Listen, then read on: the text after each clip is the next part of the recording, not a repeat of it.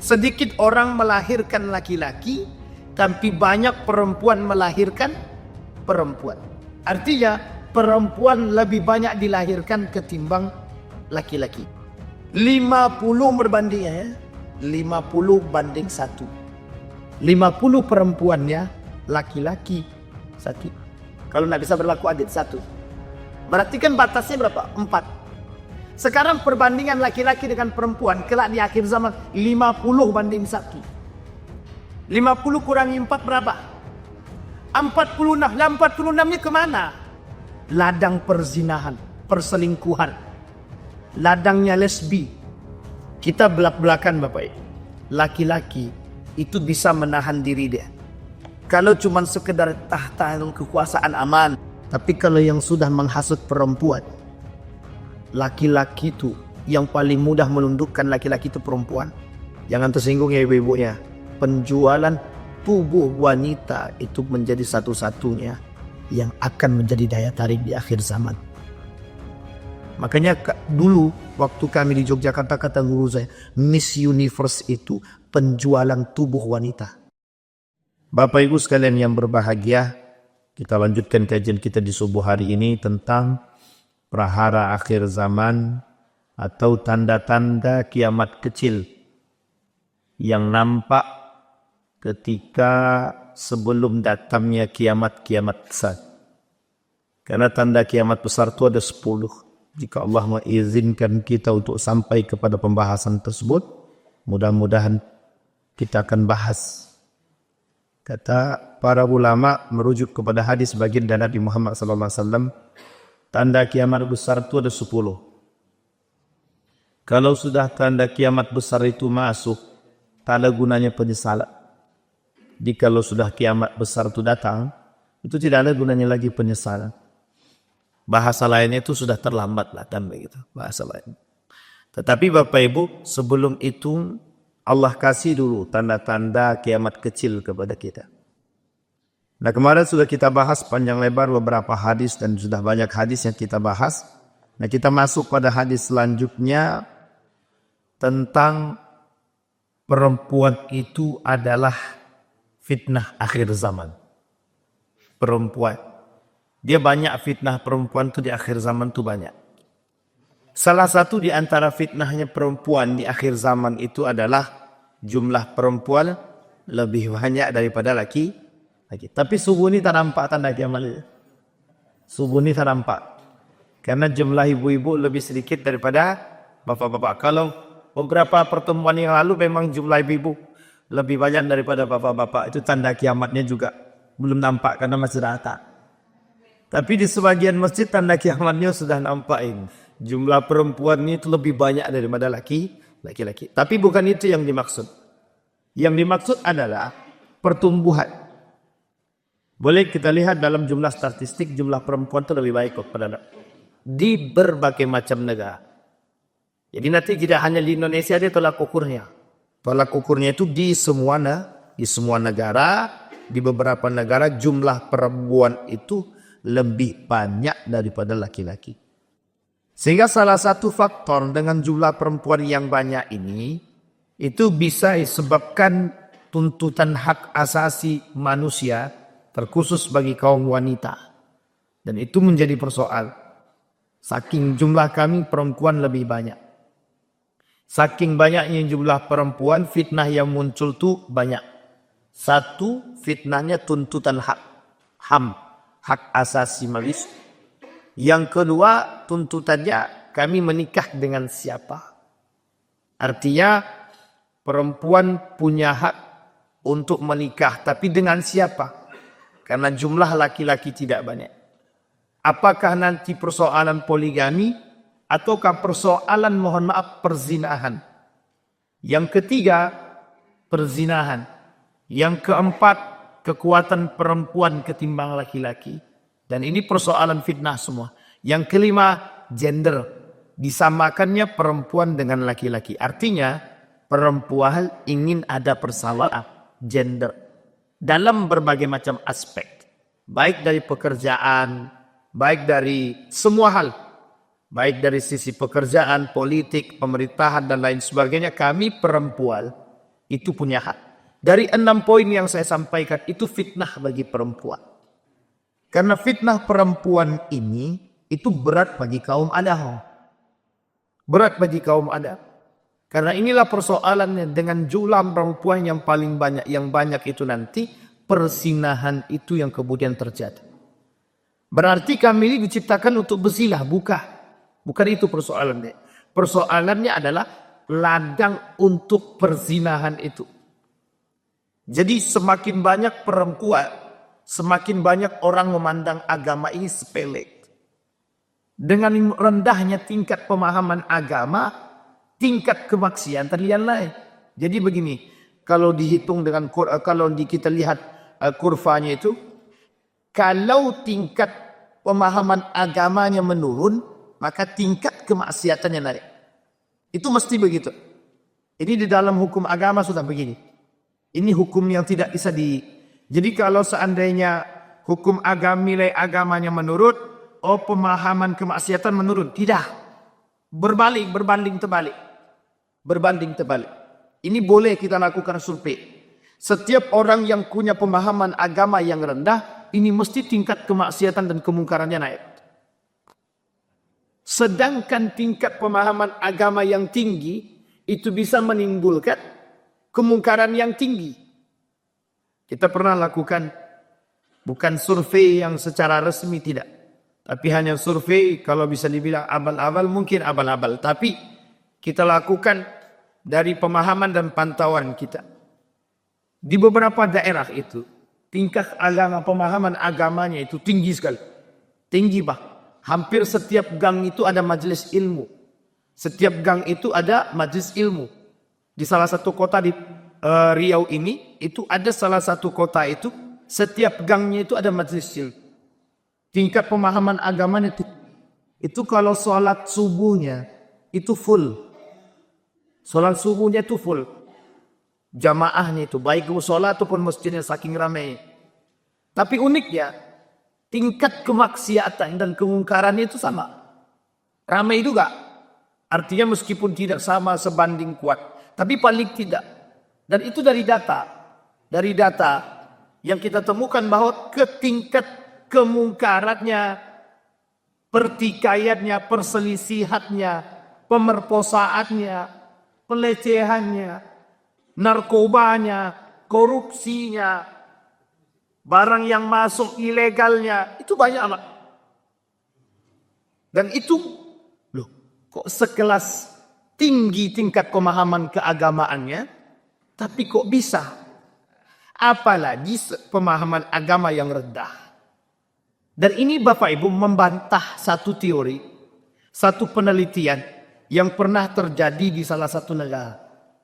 Ambillah, saya lupa nama negaranya itu. Swedia. Kalau saya tak salah itu negaranya Swedia. Dilakukan penelitian. Apa penelitiannya? Semakin tinggi tingkat keateisan satu negara, semakin tinggi tingkat kesejahteraan satu negara. Ini teori penelitian yang dilakukan oleh salah satu kaum orientalis. Apa kata mereka? Bukan orientalis, orang-orang yang memang bisa dibilang orientalis juga atau liberal. Apa kata mereka? Semakin tinggi tingkat keateisan satu negara, maka semakin tinggi tingkat kesejahteraannya. Paham maksudnya Bapak Ibu? Bisa dipahami Bapak Ibu? Artinya, kalau negara tersebut pemahaman keagamaannya rendah atau tidak beragama, lebih tepatnya mereka tidak memahami agama, maka tingkat kesejahteraannya semakin tinggi. Dan ini Bapak Ibu pelecehan terhadap agama. Artinya manusia tidak sejalan dengan fitrahnya. Fitrahnya manusia itu apa? Beragama. Jadi kalau manusia itu ateis, tidak beragama, maka itu sudah penghinaan atau keluar daripada fitrah sebagai yang sebenarnya. Nah, ini poin penting Bapak Ibu. Yang ingin kita sampaikan adalah bahwa kaum-kaum yang seperti tadi yang saya sampaikan lebih meninggikan. Dan tujuan mereka adalah ingin menjadikan negara-negara itu sejahtera. Dalih sejahtera itu menghilangkan pemahaman agama. Dengan penelitian akhirnya, semakin tinggi tingkat keateisan satu negara, akan semakin tinggi tingkat kesejahteraannya. Nah, itu Bapak Ibu bertolak belakang dengan pemahaman agama kita. Makanya Bapak Ibu, jumlah perempuan yang banyak itu bukan mengurangi kemaksiatan, bukan. Justru menambah perzinahan. Sedangkan jumlah dia yang hampir imbang saja, itu perzinahan gimana? Nah, kita lihat Bapak Ibu, hadis dari baginda Nabi Muhammad SAW. Kata Ibnu Hajar, qala Ibnu Hajar, wadh-dhahir annaha alamatun mahattatun li sababi akhirit, bal yuqaddirullahu fi akhiriz zaman, yaqillu min man yuladu minal dhukur wa yakthur man yuladu minal inas. Kata Ibnu Hajar, ada persoalan yang sangat nampak kelak di akhir zaman.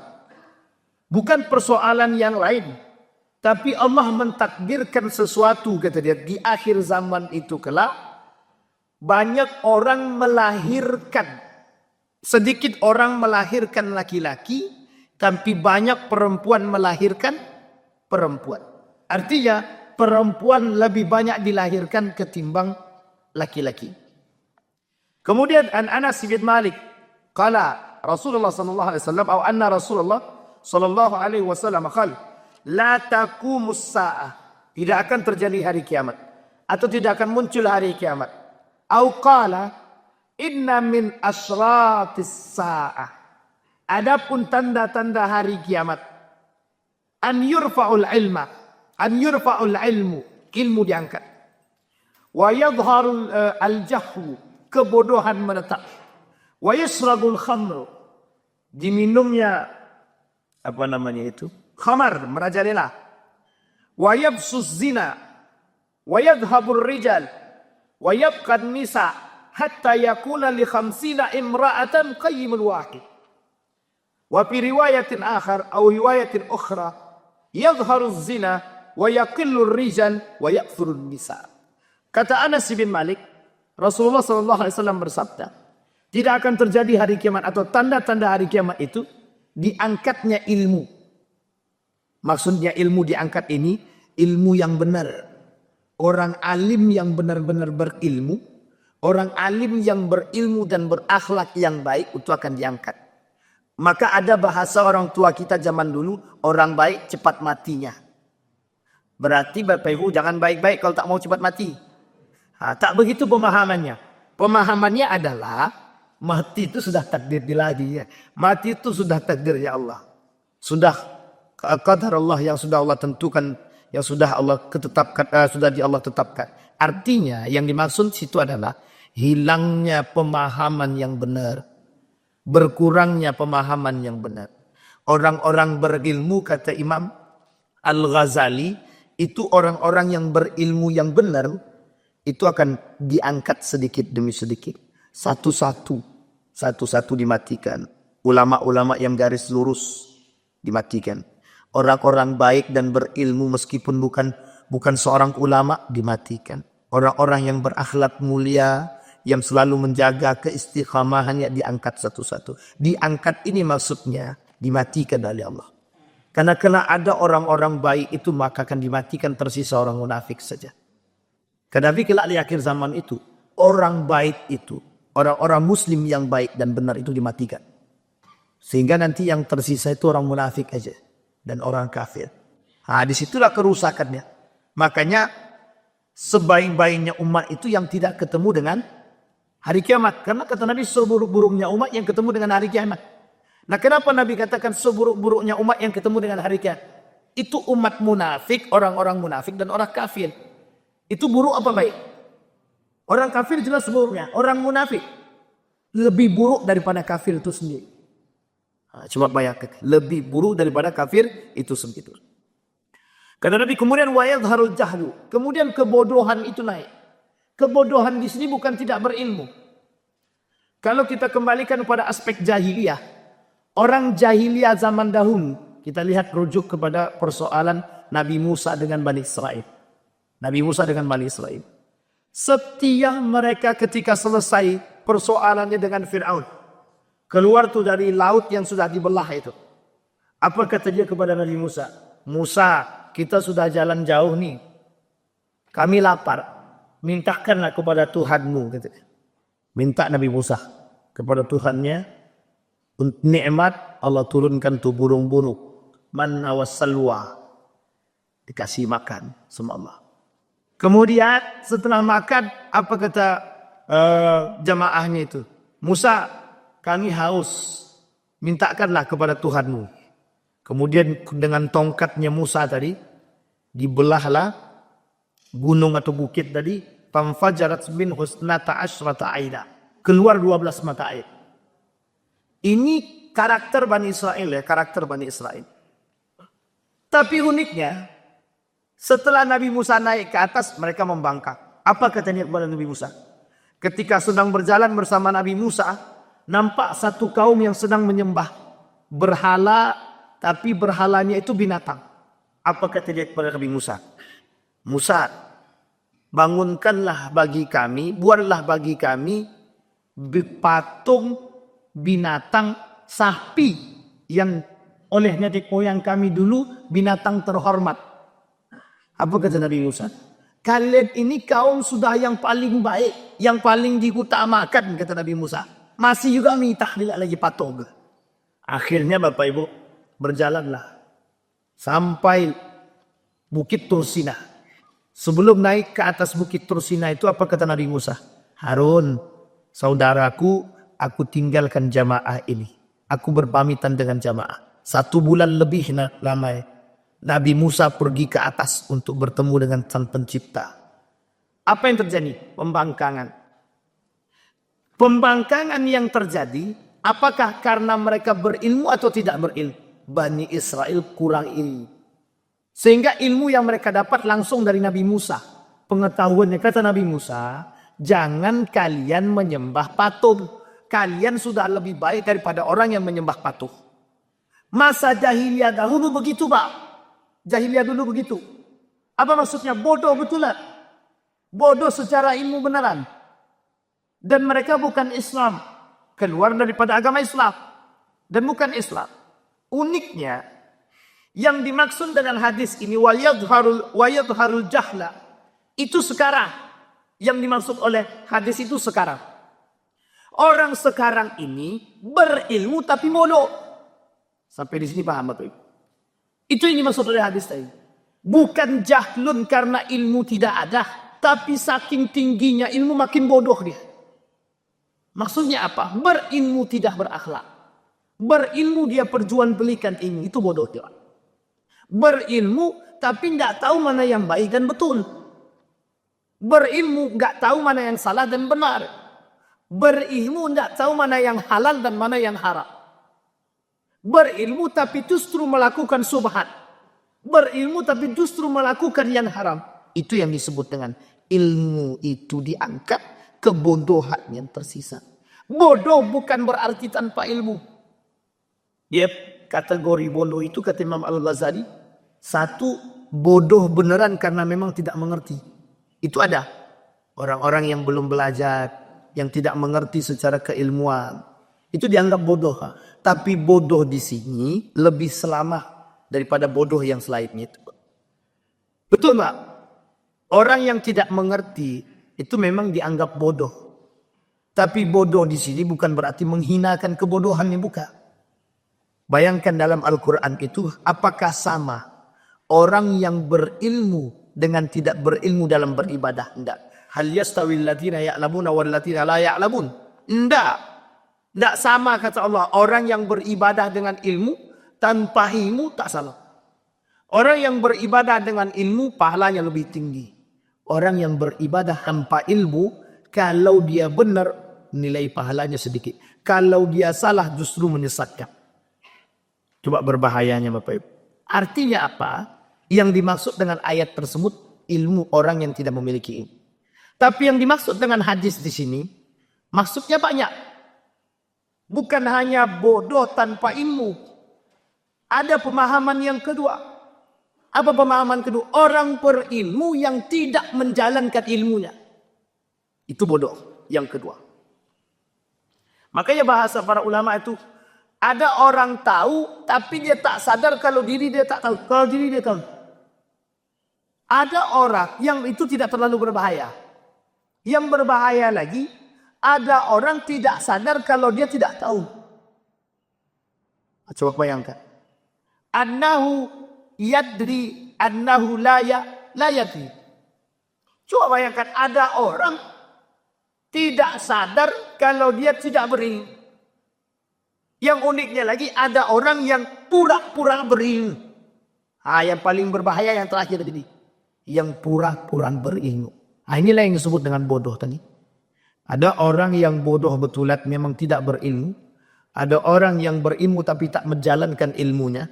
Ada orang yang berilmu tapi memperjualbelikan ilmunya. Ada orang yang berilmu tapi tidak berakhlak. Ada orang yang pura-pura berilmu.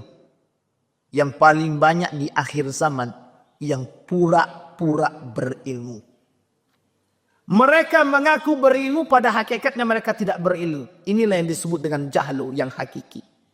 Makna yang sebenarnya daripada kebodohan tadi adalah ia pura-pura berilmu.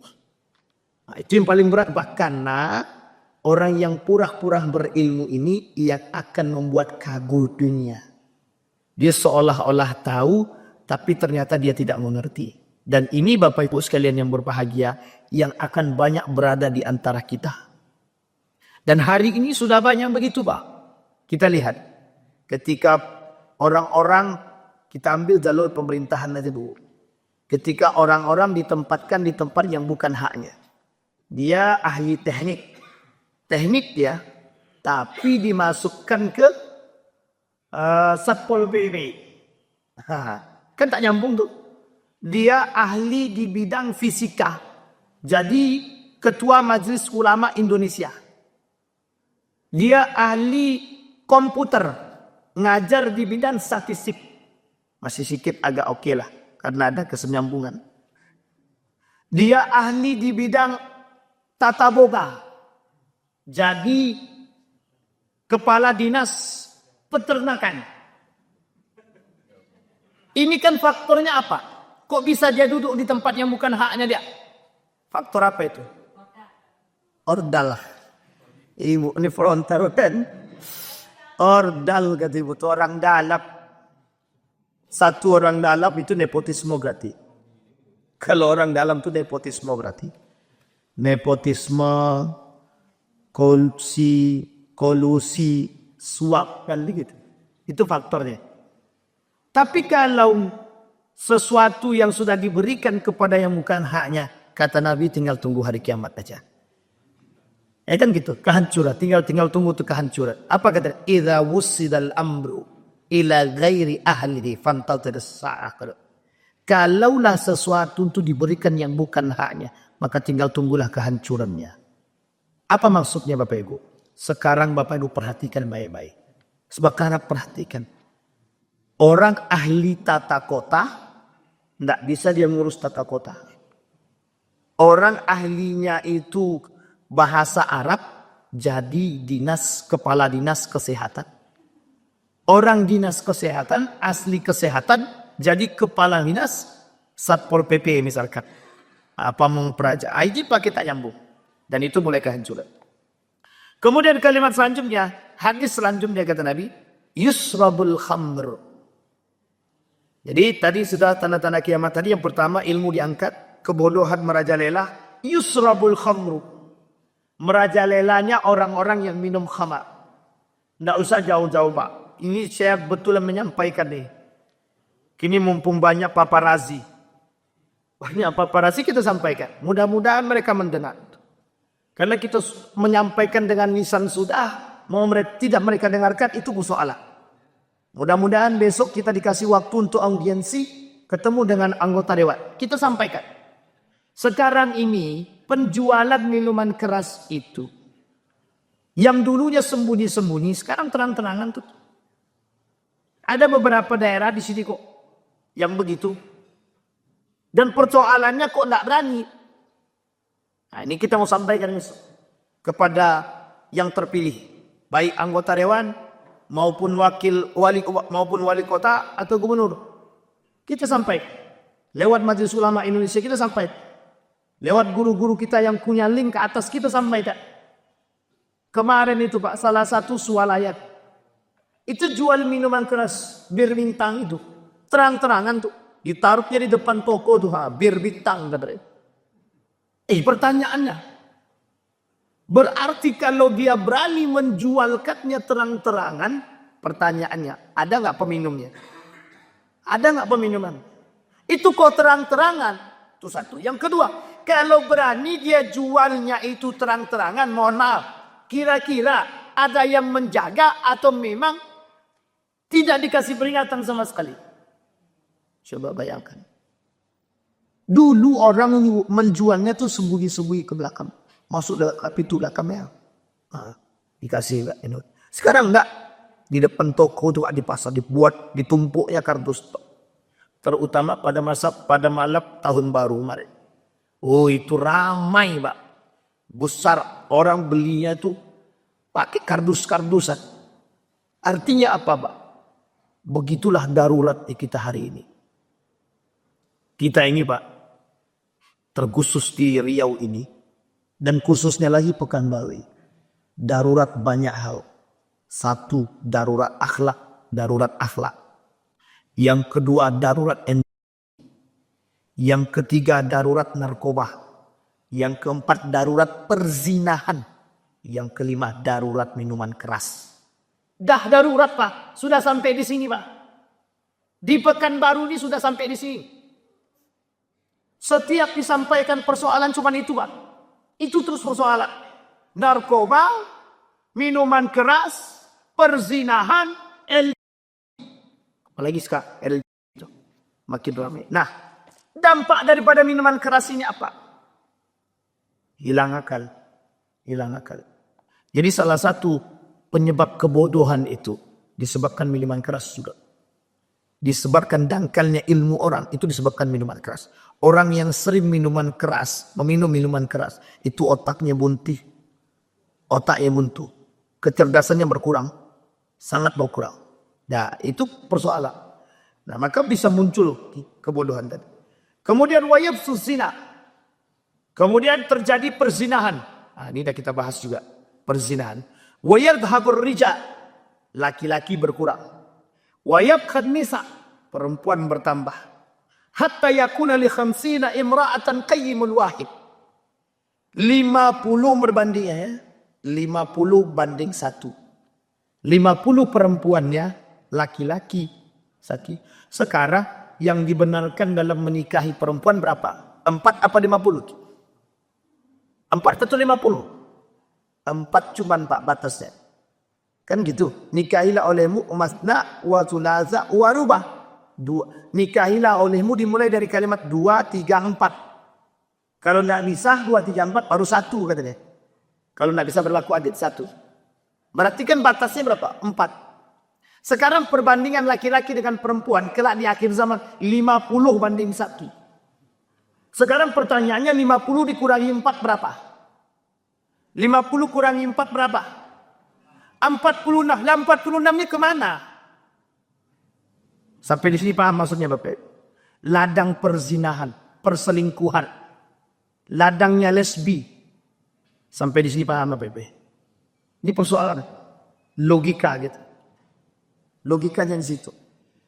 Berarti bagaimana Pak Ustaz? Apa kami harus bunuh anak kami yang lahir perempuan? Ya tidak juga. Itu perang kita hari ini. Jihadnya Bapak Ibu.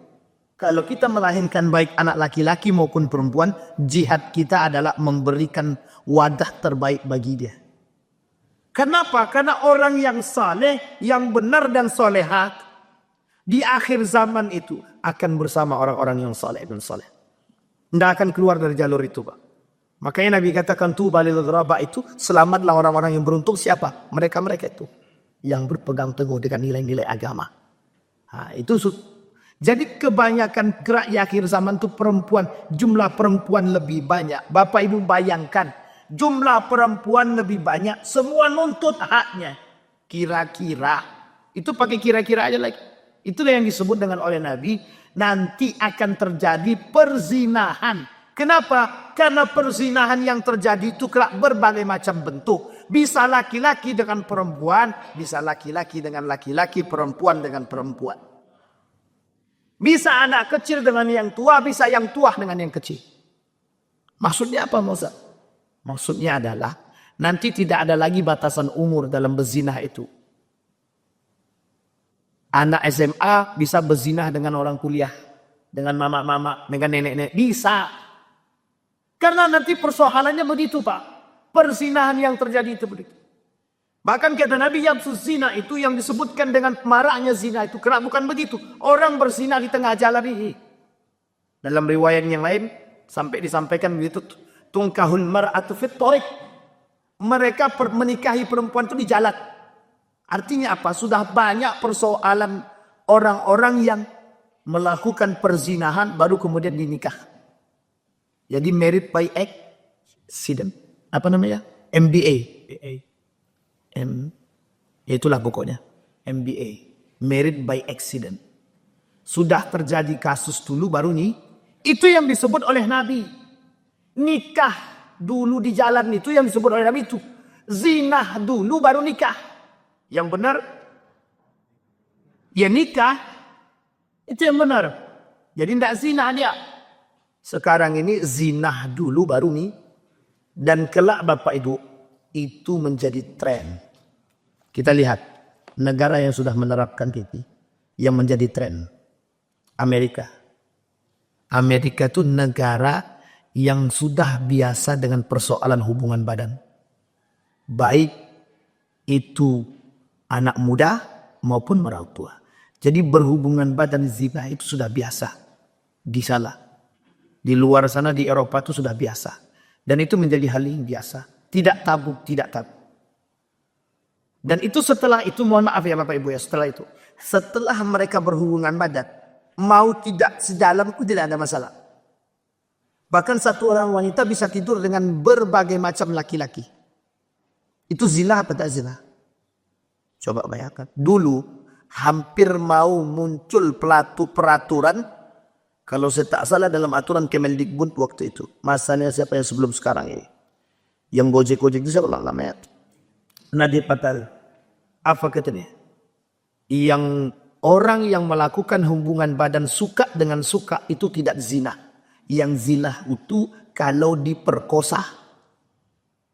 Sempat ini kemarin betul-betul disahkan.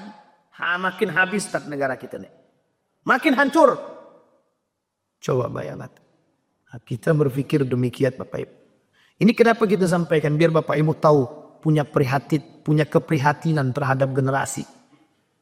Bukan 1, 2, 3 yang punya keprihatinan kepada generasi. Semua kita yang sadar. Yang tahu akan kondisi kita. Baik. Maka kata Nabi. Wayabkan nisa. Jumlah perempuan itu. Tersisalah perempuan kata Nabi. Tersisa perempuan di sini. Artinya jumlah perempuan lebih banyak daripada laki-laki. Hatta yapuna li khamsina qayyiman wahid. Jadi perempuannya 50, laki-lakinya 1 perbandingan. Jadi 46 masih ada sisa. Saking banyaknya sisa 46. Yang 4 orang aja dah habis. Abang-abang kita di depan mesti tidak berani Pak. 2, 3 nggak berani. 2 nggak berani, 3 nggak berani, apalagi 4. Apalagi 50. Nah, itu perbandingan. Artinya kerusakan. Bukan berarti perempuan itu muncul sebagai fitnah kerusakan. Bukan. Yang kita maksud adalah kelak terjadinya perzinahan salah satu wadahnya dengan jumlah perempuan yang lebih banyak. Kita belak-belakan Bapak. Laki-laki itu bisa menahan diri dia. Kalau cuma sekedar tahta kekuasaan aman. Tidak akan mampu menggoyahnya secara utuh Pak. Ridwan. Mau tidak kau jadi presiden? Masih bisa ditahan Pak. Tapi kalau yang sudah menghasut perempuan, hari pertama didekati sama perempuan, enggak goyang. Hari kedua didekati, enggak goyang. Hari ketiga mulai nusuk. Hari keempat dikasih air teh manis, perhatian muncul. Hari kelima hilang cerita Pak. Sampai di sini paham Pak. Jadi jangan salah, laki-laki itu yang paling mudah menundukkan laki-laki itu perempuan. Yang paling mudah menundukkan laki-laki perempuan. Makanya mohon maaf Bapak Ibu. Banyak sekretaris-sekretaris itu laki-laki itu perempuan. Perempuan. Banyak SPG itu laki-laki itu perempuan. Kenapa Umi? Daya tarik. Kelak di akhir zaman perempuan menjadi sorotan.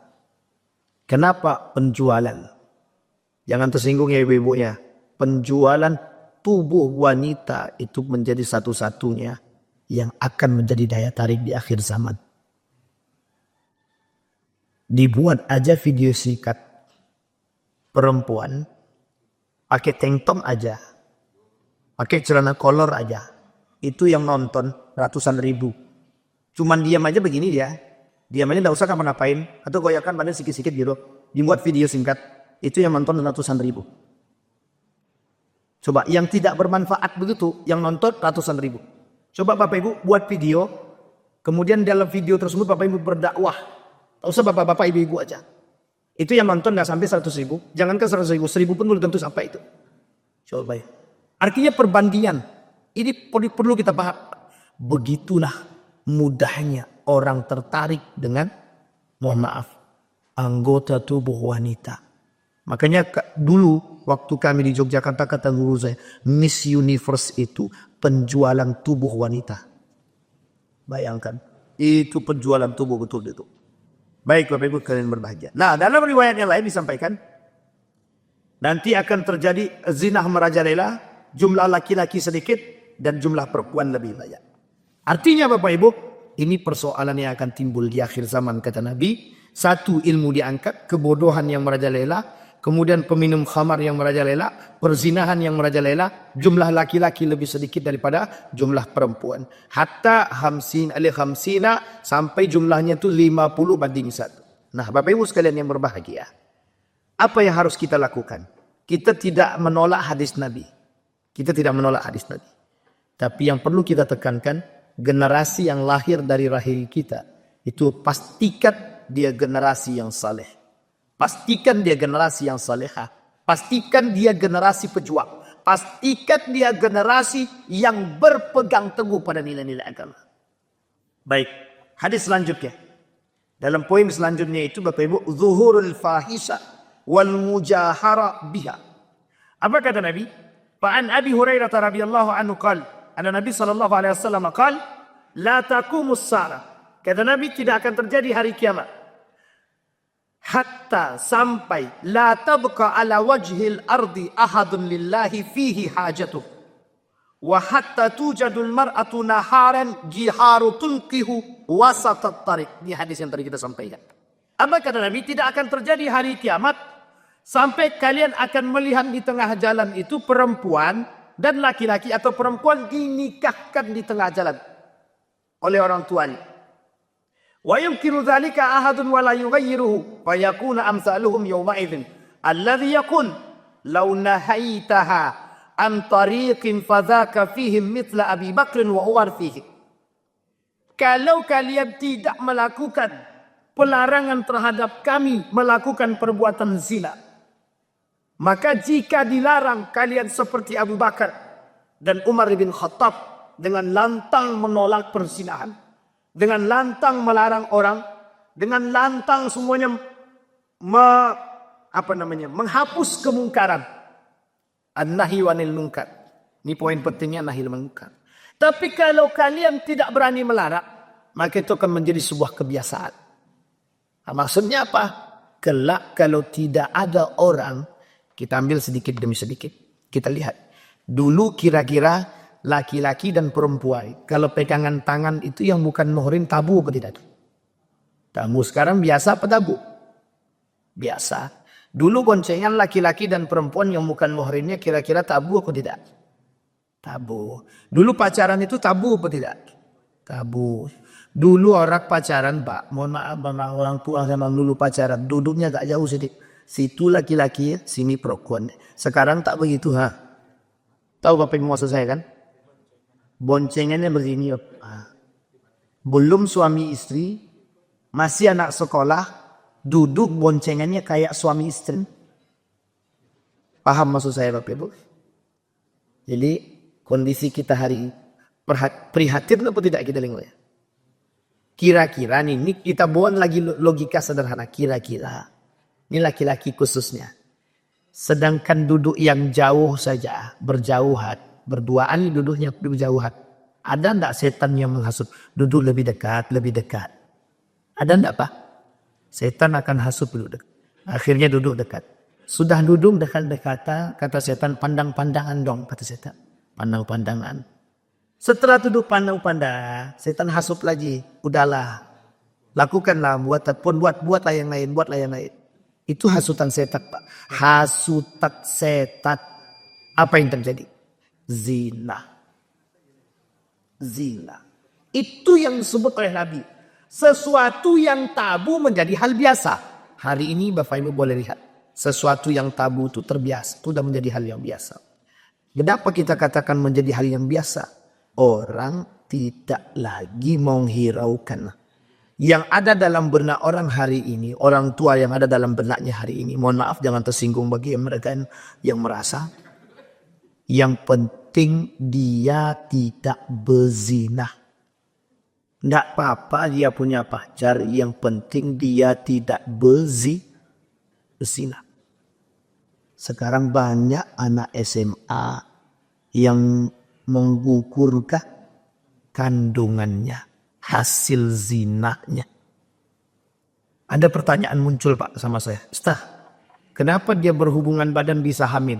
Sementara ada orang yang sudah menikah nggak hamil-hamil gitu. Coba Pak ya. Itu pertanyaan yang memang aneh. Tapi memang kadang-kadang masuk akal Pak. Kok masuk akalnya bagaimana? Iya ya, kok bisa orang berhubungan badan bersina hamil dia? Ini orang yang sudah nikah bertahun-tahun nggak hamil-hamil gitu. Kalau gitu lebih baik kami berzina Ustaz biar bisa hamil gitu. Coba bayangkan. Ini logika yang sudah terbalik. Tapi memang begitu Pak. Ada biar Allah tunjukkan. Ketika mereka hamil rasa dosanya, rasa bersalahnya segala macam Allah tunjukkan. Bayangkan dampak daripada hasil perbuatannya. Anak itu luntang-lantung Pak. Tidak bisa disandarkan kepada bapak dan ibunya. Tidak bisa. Tidak bisa disandarkan kepada bapaknya. Kalau anak itu perempuan, bapaknya tidak berhak menikahkan dia. Hasil daripada zina tadi. Banyak dampak negatifnya Pak daripada hasil zina tadi. Banyak sangat. Anak yang tidak berhak mendapatkan warisan dari bapaknya. Tidak berhak. Oh Pak, persoalan seperti itu. Nah yang seperti ini oleh dalam satu peraturan atau hukum yang lain. Dalam hukum Islam tak boleh tak berhak. Tapi dalam hukum yang lain dibaik-baikan. Boleh kok itu hak warisnya dia. Tidak ada Pak.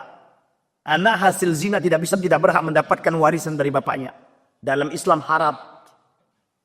Jangankan warisan, nasab ke bapaknya tidak bisa. Kalau dia sudah nikah bagaimana Pak Ustaz? Nikah berzina dulu baru nikah. Status anak tetap. Secara DNA, Pak Ustaz dia tetap anaknya secara DNA. Secara DNA saja. Tetapi secara yang lain tidak. Nasab tidak, waris tidak. Dan perempuan kalau yang perempuan bapaknya tidak berhak menikahkan anak tersebut. Terus siapa yang berhak menikah? Wali hakim. Wali hakim. Kasihan Pak. Anak hasil zina itu kasihan. Sangat kasihan. Dampak daripada perbuatan orang tuanya. Bapak. Mereka nggak berpikir sejauh. Nggak berpikir. Ancaman Allah terhadap. Tapi kan anak itu tak bersalah. Yang bersalah siapa? Bapak ibu. Tapi dampak perbuatan itu.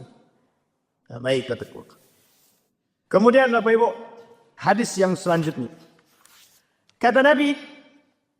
Dalam hadis yang selanjutnya ini. Akhzul ujrah ala qiraatil Quran. Ini jangan tersinggung ya. Yang punya anak-anak yang pandai baca Quran. Kata Nabi begini. Salah satu tanda akhir zaman kata Nabi itu. Akhdhul ujrah ala qiraatil Quran. Mengambil upah dari baca Quran. Mengambil upah dari baca Quran. Kita lihat dulu. Jangan langsung dipotong. Kalau dipotong langsung banyak kabur tuh. Berarti nggak boleh kami ngaji kemudian dibayar tuh nggak boleh. Ntar dulu. Kita lihat. An Imran ibn Husain. Annahu marra birajulin. Wahuwa yakra ala qaumi. Falamma faragha sa'alahum ma'ala. Ini kata dia. Imran berjalan. Imran bin Husain berjalan. di hadapan seorang laki-laki. Ketika itu laki-laki sedang baca Al-Quran. Selesai baca Al-Quran, falamma faragha, kemudian sudah kosong, sa'alahum malak. Laki-laki tadi yang baca Quran tadi minta duit, minta upah. Okay, minta duit atau minta upah. Faqala Imran, inna lillahi wa inna ilaihi raji'un. Kata Imran, itu inna lillahi wa inna ilaihi raji'un. Artinya gini, dia takjub. Oh, kok bisa begini nih? Astagfirullah, itulah masa kita. Kemudian, sami'atu Rasulullah sallallahu alaihi wasallam yaqul. Aku pernah mendengar baginda Nabi berkata, man qara al-Qur'an falyas'al Allah tabaraka wa ta'ala bihi. Fa innahu sayaji'u qaumun yaqra'una al-Qur'an yans'aluna an-nasa bi. Kata Imran tadi, nak pernah mendengar Nabi berkata. Kata dia, man qara al-Qur'an, ada orang yang membaca Al-Qur'an, seharusnya orang-orang yang membaca Al-Qur'an ini meminta keberkahan daripada Allah. Tapi akan datang satu kaum, kata Nabi, orang-orang baca Quran meminta upah daripada hasil bacaan ini. Ini yang saya maksud adalah orang-orang yang menjualkan Al-Qur'annya. Fima qara'tal Qur'an, qara'tul Qur'ana fika. Wa yaqulu Allahu kazzabta, wa taqulu al-malaika kazzabta. Qara'tul Qur'ana liyuqalu qari'at. Dinukil oleh Imam An-Nawawi dalam kitabnya Tibyan fi Adab Hamalatil Quran, ada orang yang mempelajari ilmu Al-Quran liyusiba minhu dunya. Ada orang yang membaca Al-Quran, mempelajari Al-Quran untuk mendapatkan duit. Contohnya begini, Pak Ilham yang mesti ada orang bilang begini, ini zohir Pak, apa kata dia? Aku tidak mau jadi imam masjid Sianu tu kalau masjid aku tidak dibayar 500.000 per hari. Ini yang disebut dengan minta duit. Kata Syekh Yusuf Al-Qardawi, kalau dikasih terima, kalau tidak dikasih jangan pernah minta. Menjaga marwah daripada seorang yang berilmu. Maka Bapak Ibu, haram bagi seorang da'i meminta kepada pengurus masjid untuk dibayar. Itu haram hukum Pak, haram. Tapi kalau kata Yusuf Al-Qardawi, kalau diberi terima, kalau tidak diberi jangan pernah minta. Kenapa? Marwah seorang alim. Marwah seorang yang berbid. Itu penting Pak untuk disampaikan. Tapi kalau sekarang ini Pak Ustadz begitu. Itu pandai-pandai kacamata kita sekarang melihat. Pandai-pandai dengan kacamata kita melihat. Kenapa saya katakan demikian? Karena akhir zaman itu isinya ulama su. Ulama su. Yang paling ditakuti oleh Nabi, yang paling dikhawatirkan dari umatnya bukan Dajjal, tapi ulama su. Tahu Bapak Ibu ulama su? Ulama yang menjual agamanya demi dunianya. Demi apa Bapak Ibu? Demi piti. Ini tuh isyarat Pak, isyarat. Kata Nabi, inna akhwafa ma'af, kata Umar bin Khattab, inna akhwafa ma'akhafu ala ummati munafiqun alimun lisan. Itu dia yang paling takuti. Makanya disebut dengan perjualan lisan. Perjualan lisan. Ini yang ditakutkan di akhir zaman Pak. Banyak yang seperti ini nanti akan banyak kita temukan. Sekarang saja sudah mulai Pak. Baru-baru ini ada seorang, tapi kita tak perlu sampaikan namanya. Dimintalah oleh masjid, musola, diminta oleh musola untuk jadi imam, sekaligus tinggal di situ. Mereka tahu bahwa beliau ini punya kelebihan di situ. Dimintalah Pak untuk jadi imam sekaligus jadi qarim di situ. Mendengar nama musola, musola ya Pak Ustaz? Iya musola. Langsung berubah ya Pak. Anda dulu lalu Ustaz. Coba bayangkan Pak. Orang sekarang milih-milih Pak, milih-milih. Makanya mana kenapa banyak musola-musola di pinggir itu sulit mencari. Ya sekelas musola. Mereka bandingkan musola dengan masjid. Allah kalau musola paling berapa lah duitnya? Miris kita hari ini Pak, miris. Jadi kita berharap jamaah itu bisa merubah. Sementara itu yang kita susahkan. Na'udzubillahi min. Jadi Bapak Ibu, doakan guru-guru itu, doakan para da'i-da'i ini semoga ikhlas dan betul-betul mengharap dengan ridhonya Allah. Betul-betul Pak doakan. Betul-betul harus Bapak Ibu doakan. Istiqomah itu berat Pak, sangat berat sekali. Kalau bukan dibantu dengan doanya Bapak Ibu semua, wah sulit. Untuk bertahan itu sulit Bapak Ibu. Apalagi hari ini begitu semua. Ukurannya cuman itu. Aku tidak mau lagi masjid Raudhah. Mending ini masjid yang selalu tuh deh. Besar masjid selalu tuh. Pilih-pilih Pak. Pilih-pilih. Itu kan persoalan. Baru tadi malam kami berbincang Pak dengan salah seorang yang saya anggap betul-betul alim. Saya bilang Sabli, ini persoalan, iya, ini persoalan kita hari ini. Banyak sekali kasus seperti itu. Ini saya kasih tahu Bapak Ibu. Salah satu lembaga. Itu kalau sudah Ramadan untuk Pak. Oh itu yang ngantri minta jadwal itu banyak Pak. Yang ngantri minta jadwal itu ribuan. Bukan ribuan, ratusan. Yang ngantri minta jadwal. Padahal mereka bukan punya kapasitas di situ. Tahu apa itu tujuannya Pak? Mencari duit aja. Makanya mohon maaf, ladang dakwah ini sekarang dijadikan ladang mencari duit. Bapak Ibu boleh sampaikan. Jangan tersinggung. Saya jujur-jujur aja Bapak. Jujur-jujur. Kita nggak usah tersinggung. Jangan tersinggung. Karena kalau hidup ini memang harus disinggung. Kalau tak tersinggung, kapan sadarnya? Karena itu persoalan. Dan ini persoalan semua Pak. Bukan hanya di sini saja. Di semua tempat. Itu persoalan. Di mana-mana. Nah, ini makanya kalimat itu kata Nabi disampaikan di sini. Maka kata Nabi, kharaja alaina Rasulullah wa nahnu naqra'ul Qur'an. Wa fainal a'rabi wal a'jami faqala iqra'u fa kullu hasad. Wa sayaji'u aqwamun yuqimunahu kama yaqamul qatu. Wa yata'ajjaluna wa la yata'ajjalun. Nabi memperingatkan kepada kita, kelak akan muncul kaum-kaum yang mendahulukan kepentingan dunia ketimbang akhirat. Yata'ajjaluna wa la yata'ajjalun. Ini bayangkan Bapak Ibu. Ada kelompok yang akan lebih mementingkan mendahului kepentingan dunia ketimbang kepentingan akhirat. Jadi semakin hari kata Imam Ghazali itu betul. Yang disampaikan oleh Imam Ghazali itu benar betul, sangat betul sekali sampai hari ini terbukti. Kata Imam Al-Ghazali, kelak keikhlasan itu sedikit demi sedikit akan pudar.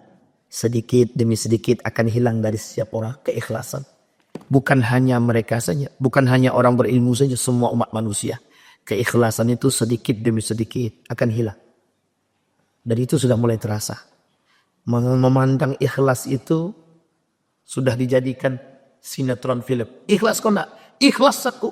Kata Imam Al-Ghazali. Orang yang berbuat, kalau dia berbuat mengucapkan kalimat ikhlas dari lisannya, pastikan kalau itu tidak ikhlas. Ada orang berilmu. Dia sampaikan bahwa sesungguhnya aku ini berilmu, tapi pastikan kalau dia tidak berilmu. Kalau ada orang yang ngaku soleh, pastikan kalau dia tidak soleh. Sampai di sini paham Bapak Ibu. Kalau ada orang yang mengaku anani mutawadhi, saya ini orangnya rendah hati, itu pasti tak berendah hati. Aku ini dermawan, pasti tidak dermawan. Karena setiap orang yang melakukan kebaikan amal soleh, kata Imam Al-Ghazali, mesti tidak berani mengucapkan kalimat itu pada diri dia. Jadi kalau ada yang sudah mengucapkan pada diri dia, berarti bisa kita pastikan itu kebalikan daripadanya. Bisa dipahami Bapak Ibu? Ada pertanyaan Bapak Ibu? Tidak ada. Nih, kalau persoalan akhir zaman ini persoalan takut menakuti. Tidak Bapak Ibu, ini bukan ancaman. Agar kita bersiap diri untuk memenuhi panggilan ilahi. Kalau suatu saat kita dimatikan oleh Allah dan kondisi dilalah kita dalam sedang istiqomah, ya Allah ya Rabbi, indahnya mati dalam husnul khatimah. Kita tidak mau kita mati dalam keadaan su'ul khatimah. Kita tidak mau generasi kita yang kita tinggalkan itu generasi yang lemah. Duhafa'ul ilmi, duhafa'ud din. Pemahaman mereka agamanya lemah, ilmunya lemah. Kita berdoa kepada Allah, mudah-mudahan dari apa yang kita sampaikan, Allah memberkahi, Allah melimpahkan rahmat dan karunia kepada kita semua. Allah jadikan ilmu yang bermanfaat, Allah bisa jadikan sandaran bagi kita agar kita bisa menjadi orang yang istiqamah. Amin ya rabbal alamin. A'udzu billahi minasyaitonir rajim. Bismillahirrahmanirrahim. Alhamdulillahirabbil alamin. Hamdan syakirin, hamdan na'imin, hamdan yuwafi ni'amahu wa yukafi'u mazidah. Ya Rabbana lakal hamdu kama yanbaghi li jalali wajhikal karim. وعظيم سلطانك. اللهم صل على محمد وعلى آل محمد في العالمين إنك حميد مجيد. اللهم فقهنا في الدين وعلمنا التأويل. اللهم اغفر لنا ذنوبنا وذنوب والدينا وارحمهما كما ربيانا صغارا. اللهم اغفر لهم وارحمهم وعافيهم واعف عنهم وأكرم نزولهم ووسع مدخلهم واجعل الجنة مثواهم يا رب العالمين يا أرحم الراحمين. اللهم اجعل تجمعنا تجمعا مرحوما واجعل تفرقنا من بعده تفرقا معصوما.